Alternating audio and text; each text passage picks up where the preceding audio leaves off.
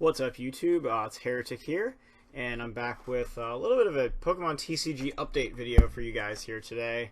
So we're going to go over some stuff that going into Nationals and Worlds, and then presumably a new rotation for at least the standard format after Worlds, and some early. We'll go as far as Fall Regionals even, some early sleeper picks, which of course would be expanded. And so just kind of covering some news and where we think the game is going to be going here, since we're coming up on U.S. Nationals and Canadian Nationals this weekend, actually. U.S. Nationals the following weekend. And so we're going to be going into a new season here before too long. And for those of us who either aren't planning to attend Worlds, or maybe some of us who want to go but don't quite have our invite yet, that's me. We're going to go ahead and look at some of this stuff, try to get some of this Nationals stress off our minds for a moment. So, first thing I want to look at is Steam Siege is legal for Worlds. What? That is correct. Steam Siege, also known as XY11, or in Japan, also a combination of two Japanese sets that were joint released, Explosive Fighter and Cruel Trader, featuring Volcanion EX, Mega Gardevoir EX, not the old one in a reprint, but actually a new one, a shiny Mega Gardevoir, as well as Mega Steelix EX, and some other new cards. And this set also reintroduces Dual-type Pokemon for the first time since the Delta Species group of expansions in 3rd Gen, if I'm not mistaken, with the exception of the Legend sets, of course. And so this is kind of an interesting little gig to have going on. I know we've had some abilities that have created dual types more recently in the Ancient Origins set. The Flareon, Jolteon, and Vaporeon each had abilities that made Stage 1 Pokemon the same type as themselves. And then we also had the Golurk that was a dual type fighting and psychic based off its own ability. So the dual typing, I'll admit I'm not much for the card design that they gave us, but at the same time, it's kind of cool just to see them do this. Volcanion, for example, being fire and water type both, although the fire type really kind of controlling the whole thing. Water type really is just there to say, hey, I can hit things that are weak to water for weakness now, too. Its energy cost is fire, its weakness to water is reminiscent of its fire typing, so like all of that is really just like, it's kind of like you've got the main type, and then you got the secondary type. Both Mega Evolutions, Gardevoir and Steelix, were also released as dual types, and they're both shiny too, so that's pretty cool to see.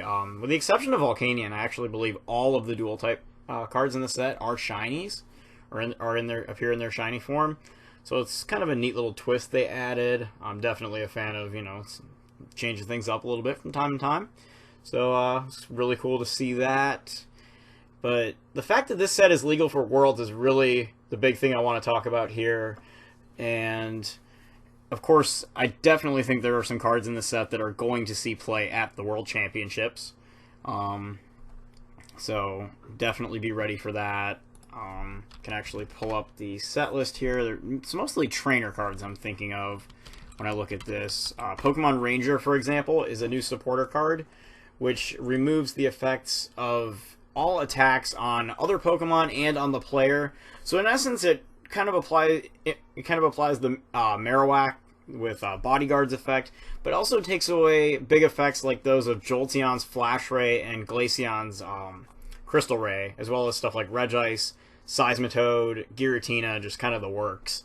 So that's a really cool card to have. We also have another new supporter called Ninja Boy, which lets us pull our active Pokemon back into the deck and then replace it with a different basic Pokemon from our deck.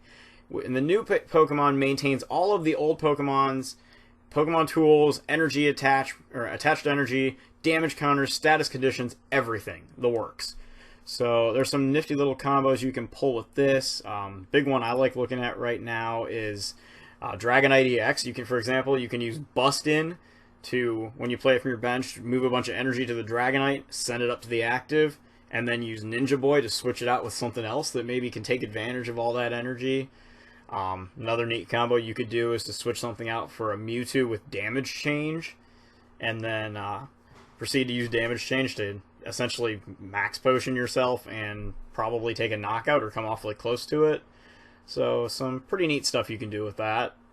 So those are both pretty cool supporters. And there's also Special Charge, which is a new item card that allows you to shuffle 2 special energy cards from your discard pile back into your deck. Now, as if Night March really needed any more help right now, and yet it's continuing to get it. So all of these cards I expect to be competitive. As far as the Pokemon go, I think the biggest one we're getting is Yanmega. And this is a really cool card too. It's very reminiscent of Yanmega Prime, for those of you guys who played in the Heart Gold Soul Silver arc, National Championships, World Championships, 2011 especially. So this new Yanmega, very similar because its ability states that if you have exactly 4 cards in your hand, Yanmega's attacks cost no energy. Now this is already an all-colorless attacker to begin with, and the fact that you can just turn around and make its attacks free to use, that's always going to be powerful. And last time, if you recall, the requirement was for Yanmega Prime that both you and your opponent have an identical number of cards in hand. Now your opponent's hand size is irrelevant, but you have to have exactly 4 cards. So you can achieve this by playing something to draw your hand up and then just playing all your stuff down till you have 4, or by simply playing a Judge. Shuffle your hand in, draw 4. You can also just manage your resources. I mean, usually it won't be that difficult to maintain a 4-card hand. So there's a lot of things you can do with that. And then its attack, which is also pretty darn cool. So we can get that on the screen here for you guys. Okay, so there we go. And so Yanmega's attack is also very solid. Of course, if you need to pay the energy, it's 3 colorless. Most of the time we're going to try to work around that with the ability. But being able to deal 50 damage, plus if your opponent's active Pokemon has a Pokemon tool attached to it, you increase that damage by an additional 70, bringing it up to 120. Very similar to Manectric EX's Assault Laser attack. And of course, in the same vein, you can just throw a Head Ringer on there, or a Jamming Net, or whatever. I mean, I feel like Head Ringer is usually the superior choice. Granted, remember, those only work against Pokemon EX, but you can easily do something like that and then achieve your 120 damage. The other big reason this is notable is because grass types have been searching for a long time for a splashable attacker, and they get one, not only a splashable grass attacker, but one that really doesn't need any energy to attack, and on top of that is a single prize attacker. Yes, it is a stage 1. You do have to evolve to get it out, but I think that's a fair trade. Vespiquen was kind of the go-to grass-type splashable attacker so far, and, well, Vespiquen kind of requires a setup, so it's a little difficult to splash Vespiquen in some decks. So I definitely like the idea of Yanmega here. It also has a Break evolution, which you can use to buff its HP up to 140, and Vespiquen. Yanmega Break's attack, which can also benefit from Yanmega's ability, deals 100 damage and ignores weakness resistance and all other effects of attacks. So really the only thing I think you would use this for is if you really needed a way to cut through like a Glaceon EX or something, but most of the time I think we're probably not going to run the Break evolution, since your splash here is mainly to hit weakness, and Yanmega Break is not going to let you do that. So I think we're probably just going to stick with the regular attack, with the regular Yanmega for the most part. I'm sure someone will build a deck around Yanmega Break as opposed to splashing it as an alternate attacker, and it'll see some success at some point. Not sure how big, but I definitely like Yanmega, and you know, we'll see if the Break evolution becomes something or not. In a dedicated Yanmega deck, I definitely think you could run it. So those are some big cards that I really like from the new set. And we're going to get into some other cards that came out recently. And the big one here is Karen. And this is actually not out yet, even in Japan, but it was revealed. Karen is a supporter card that's basically basically taking care of the void that was left by the banning of Lysander's Trump card against decks like Night March and Vespiquen and anything that just loads up the discard pile with Pokemon. Karen is pretty much a carbon copy of Lysander's Trump card, except for the fact that it only hits Pokemon. So no recycling broken item cards like Crushing Hammer and Hypnotoxic Laser if we're talking expanded, Super Scoop Up, all this stuff that Toad Shaman decks and Shiftry decks and all that stuff could do when they were in format. Granted, Shiftry's gone anyway, but Toad Shaman, you know, it's like, no, get out of here. And the reason I bring up Karen now is because this is a card that I'm not entirely certain, but this is a card that could very well make its way into the English release of Steam Siege. When it was first announced that Steam Siege would be legal for Worlds, I was pretty much on the bandwagon that Karen would definitely be included in the set. As why else would they make the set legal? Why else would they make sets legal the third Friday after their release, which is what they did to make Steam Siege legal for Worlds this year, as opposed... Why would they do that for Worlds as opposed to doing that for, say, Fall Regionals? I mean, now you can simply argue that it's so Worlds has its own format. I mean, some people said that from the start, and it's actually a pretty good argument at this point. At the time, it just looked like Night March was so incredibly broken and was not really going to have a way to counter it that there was absolutely no way that they weren't going to put Karen in the set as kind of a reason to make it legal. But the more I'm looking at the meta now, especially after Origins, I'm seeing Night March is, in my opinion, not even the top deck in format, and the meta has just shifted so drastically that I honestly don't think we'll see Karen in the set the way that I thought we would before. It still wouldn't be, I don't think, a huge shock if we saw it. I mean, it seems like a kind of card they would rush release for something like that. This is also a card that could easily slide itself right into decks based around Mega Rayquaza, which I think could become very potent without Night March being a thing. Also, Greninja Break decks, anything that runs Skyfield or just runs a lot of Pokemon. This could replace Sacred Ash. Could maybe replace Super Rod in some decks. It really depends on how vital the energy part of Super Rod is to said deck. But I think that this is definitely a very powerful card. I don't know when we'll get it in outside of Japan. I mean, with Marowak, it took at least 6 months, I think, if I recall correctly, from when we saw the Japanese card until we got it in the US. So it may not be until it's too late, but my guess is that, and I'll touch more on this in a little bit, but my guess is we'll have it by November's set, or by cities, at the very latest, and that is here in the United States. It will be released in August and September in Japan. So again, whether or not we see it in Steam Siege, I don't know, because the Japanese players might not be able to access it. So, but that's just another a card that was released outside of Steam Siege that I think we could see. And the other thing that was released with it, that, again, I think we'll see this more in November, but at least as far as the US goes, but a Full Art Professor Sycamore promo. And a lot of people I know have been wanting Full Art Sycamore for quite some time. We're finally getting it, and I do think that we're going to see that stateside before the end of the year as well. Now, when we start getting into the end of the year, set-wise, and November, what are we looking at here? Because I do believe November, with the release of Sun and Moon as video games and the 7th generation presumably being released in November, I do believe that in February we will see the stateside release of the Sun and Moon and 7th gen base set, which means that Japan will probably see it in December or maybe early January for the TCG. So that leaves one set in between Steam Siege and the first Sun and Moon set. So I think what we're mostly going to be looking at there in that case now is probably, unfortunately, another Legendary Treasure style set. I really hope I'm wrong. I really want to be wrong about this.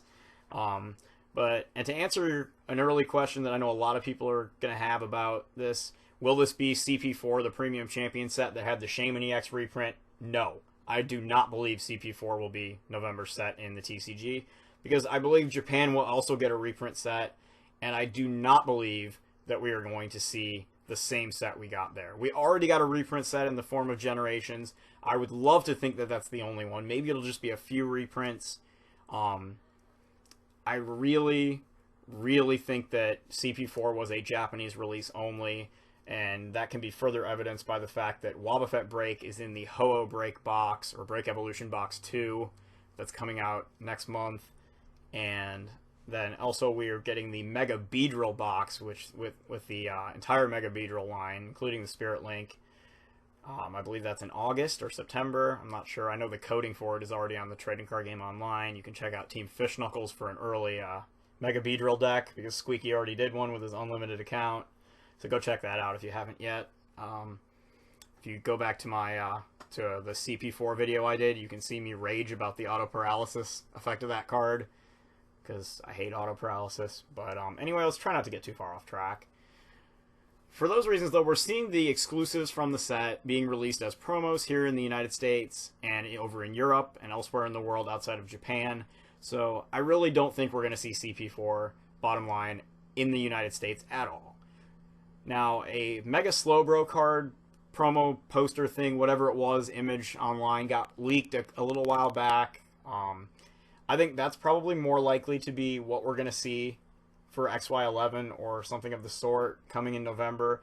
I would like to think it's a whole new set again, maybe one more set of Break Evolutions, some stuff like that before Break Evolutions likely phase out in the Sun and Moon sets. I think it's a cool mechanic, and I think that they should maybe, you know, give it a nice little send-off, maybe give us like a Charizard break, just a fan favorite, and then maybe like a Mewtwo break, you know, kind of make some stuff for the fans, you know, both old and new. Maybe do like a Zygarde break or something for the newer fans, or what's the Magearna, the 7th gen Pokemon that we're getting in the TCG early. First time that's ever been done, and that's really cool to see. Magearna EX, of course, is in Steam Siege. But I just think that November set, assuming we don't get Karen in the set here in Steam Siege, I think we'll probably see it either as a League promo at some point, or more than likely in the November set here stateside, where I think they'll throw all those promos that from the XY arc that we haven't gotten. Who knows, we might even see the old ones like the Shiny Mega Gengar. Could also do another set of dual types, you know, kind of include stuff like that. The Mega Slowbro could very easily be dual Water Psychic. Do some stuff like that. I think that'd be really cool to see another set like that before we go into the Sun and Moon era. And I do think that the end of the XY arc will also signal the end of Break Evolutions. Because to me, Mega Evolutions and Pokemon EX are just too closely intertwined, and unless they're going to do away with Megas, which I personally don't see them doing just yet, then I think that Mega Evolutions are going to stick around, and thus so will Pokemon EX.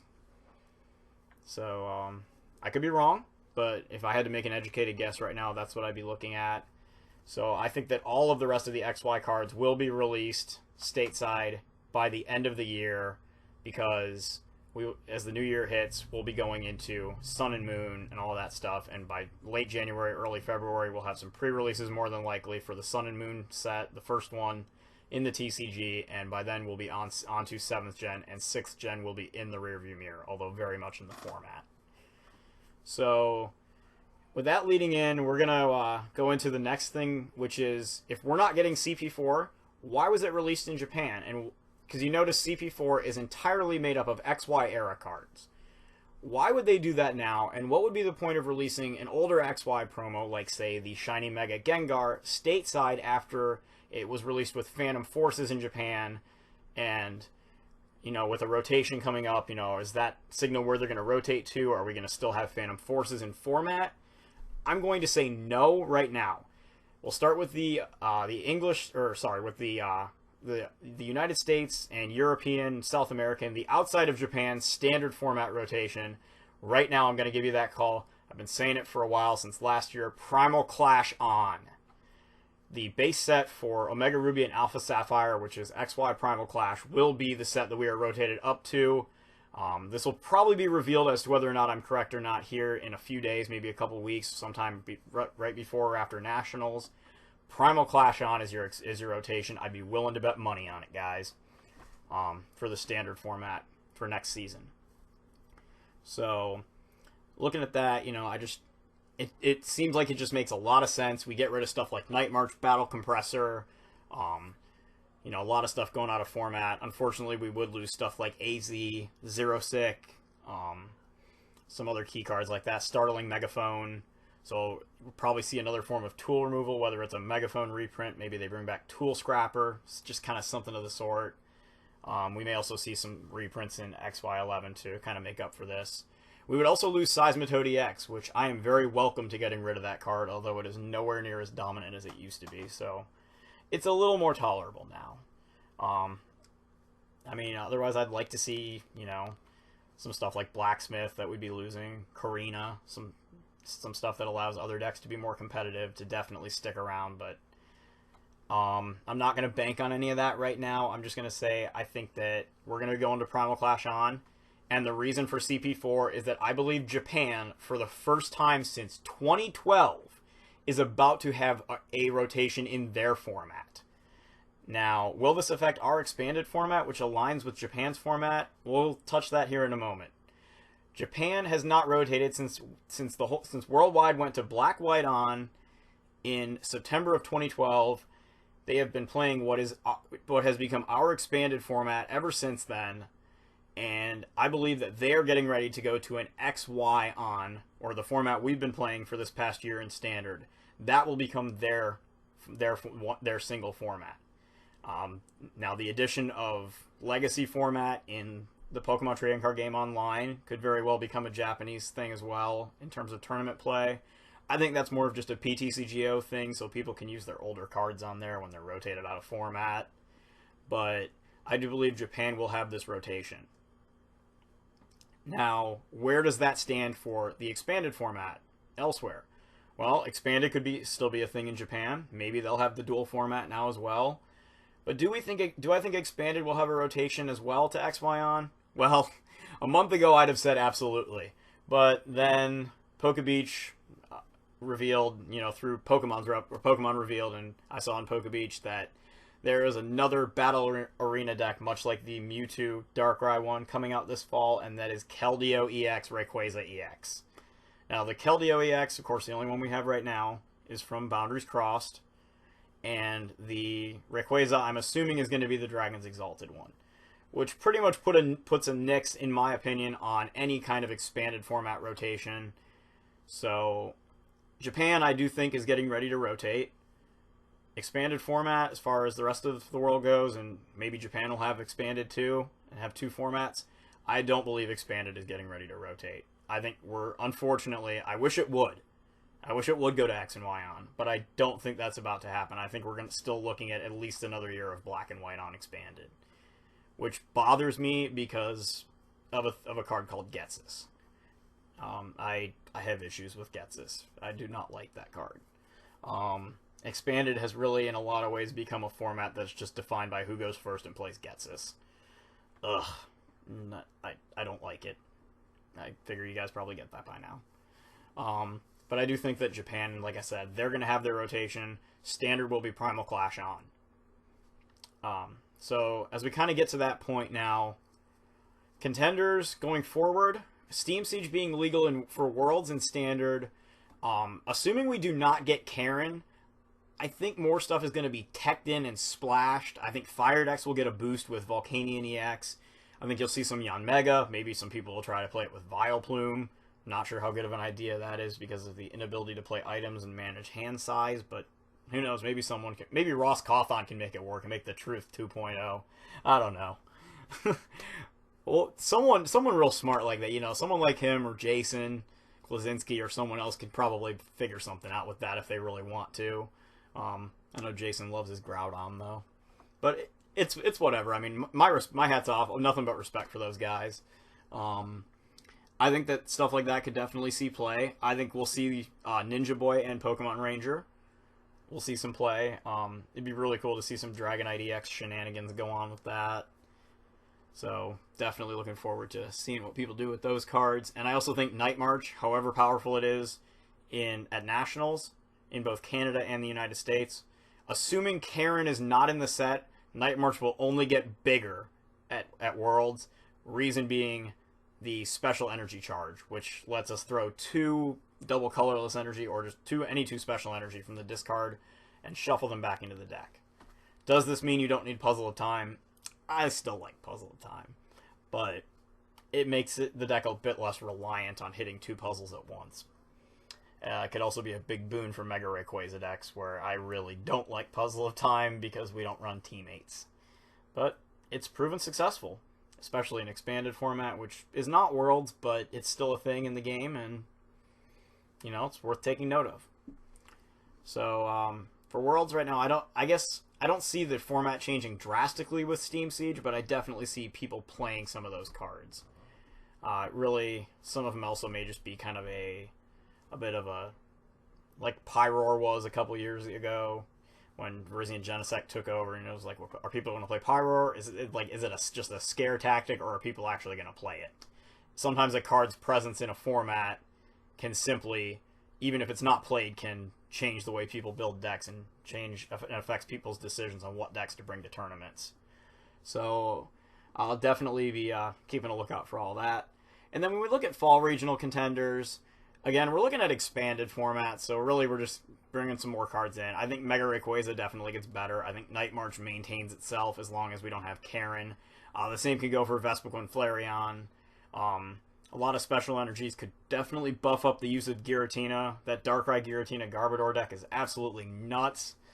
Could also buff up stuff like Zero Sick, Enhanced Hammer, and so on and so forth, which, of course, in Expanded will stick around regardless. You go into Standard, I think that's where the game really changes. By the next time we have big Standard tournaments after rotation, I think it'll mostly be cities, at least here in the US. In Europe, it'll probably be a little sooner. So I would look for Mega Rayquaza to be a big player in the meta at that point. I think it can be an absolute monster. I also think the Darkrai Giratina Garb thing can be powerful. And we'll see what else, like if some fighting decks can make a splash, or if Greninja can somehow manage to keep itself going. Although I feel like consistency issues definitely take a hit there. But overall, that's just kind of some stuff that I see right now going forward. Just a quick recap real quick. Karen and Steam Siege. If I had to make my guess now, I would say Karen will not be in Steam Siege, so I'm going to contradict my word from a month ago, or 2 weeks, or whenever it was we found this out. Probably wasn't in a whole month ago, but whatever. I don't think it will be the way I did then.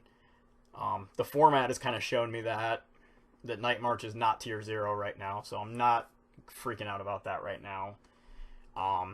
CP4 will not be a part of November's set in the US. I do believe that there is a chance we get a reprint set, but it will be probably a little different. So maybe we won't. Maybe we'll get lucky. Maybe we'll just have a few reprints sprinkled in like normal. I'd be down with that. Japan will rotate to XY on. Expanded format will not rotate. Japan may also adopt Expanded and have a dual format the way we do. But our standard format will rotate to Primal Clash, assuming there is a rotation. You could try to say that both sides are going to gear up for an XY on, black and white on, dual format. Maybe. I think if it's not Primal Clash on for standard here, that's the second most likely scenario. But I'm going to stick with my Primal Clash on prediction. And then, of course, decks kind of come and go with each set and each rotation. So definitely keep an eye out for that. Anyway, that's kind of just a look at what's going on and what I see happening here in the next few months in the Pokemon trading card game. I look forward to seeing all you guys at the United States National Championships here in about a week and a half. I'd like to wish everyone that's competing in the Canadian National Championships this weekend the best of luck. And I'd like to congratulate all those people who have done well at their respective national championships and other tournaments throughout the year, those who have earned their Worlds invites. I look forward to seeing all of you, and a early good luck also to everybody playing in the national championships in the United States as well. And I hope to play against the best of the best. Keep an eye out for me there. I'll be playtesting Steam Siege format for Worlds, and we'll be playing some Wizards of the Coast era stuff as well. So hit me up if you're interested in that. We can arrange something, meet up at the U.S. National Championships, and record some videos. So until next time, just keep on your game, and I'll be back very soon with another video. Cheers.